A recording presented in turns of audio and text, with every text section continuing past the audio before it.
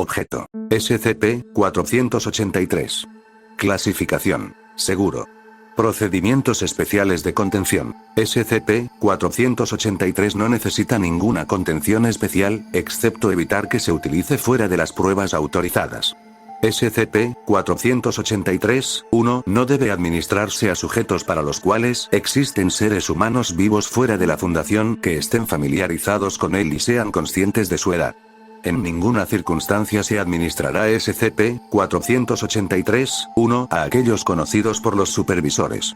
Si SCP-483-1 debe administrarse a un sujeto en una cantidad que exceda su edad original, véase el anexo 483-B, todos los documentos que detallen e incluyan la prueba deberán excluir toda la información sobre el sujeto en cuestión, especialmente la edad original prevista para la prueba. La información registrada de y para estas pruebas no debe tomarse directamente del sujeto, sino de un clon del sujeto creado usando SCP-222, utilizando un procedimiento doble ciego, hasta que todas las tabletas designadas para la prueba hayan sido administradas exitosamente. En los casos en que el sujeto sea un clon SCP-222 creado para esta prueba, el procedimiento recomendado, el original, puede ser utilizado para los registros iniciales. Descripción. SCP-483 es un frasco de medicina naranja estándar con hasta 50 tabletas esféricas grises. SCP-483-1. La etiqueta indica que fue expedido para un tal Sherman, David A., y en lugar del nombre de un medicamento, la etiqueta dice antienvejecimiento. El resto de la etiqueta ha sido arrancada. El análisis de las tabletas muestra que son químicamente idénticas a un placebo.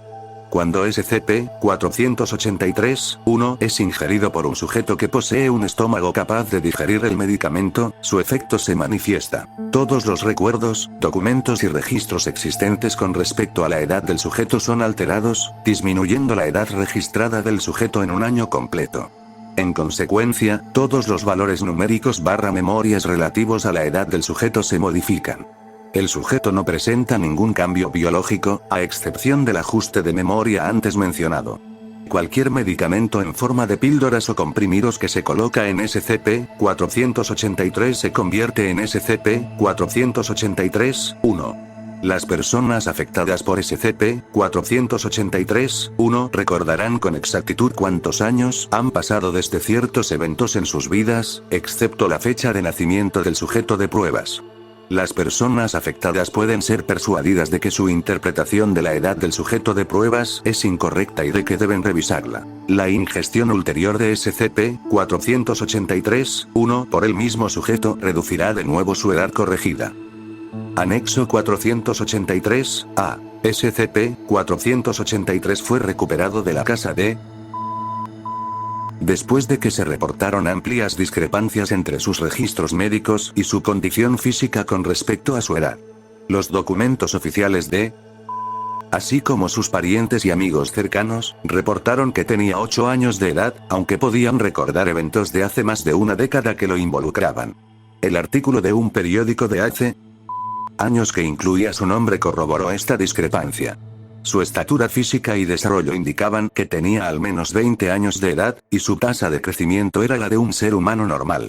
Tras la confiscación y descubrimiento del efecto de SCP-483-1, el sujeto fue eliminado y sus registros corregidos.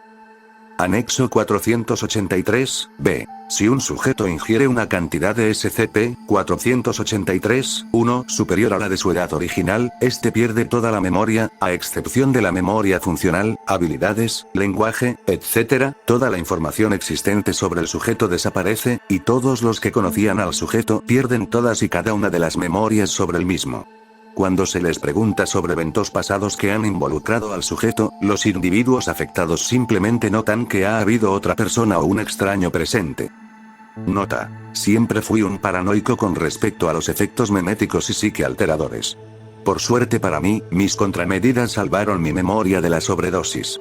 Desafortunadamente, he perdido mi autorización, antigüedad, personal, premios, fecha de jubilación y la oportunidad de que mi envejecida madre me reconozca de nuevo. Arreglar al menos algunos de estos problemas sería simple. Es decir, si alguien supiera quién demonios soy. Es la última vez que le pido a un novato que prepare un procedimiento experimental para mí, maldita sea. Dr. Blast. Nota. Dr. Blast, por favor absténgase de usar la documentación oficial como buzón de quejas. Que tenga 2 semanas de edad no es excusa. Doctor,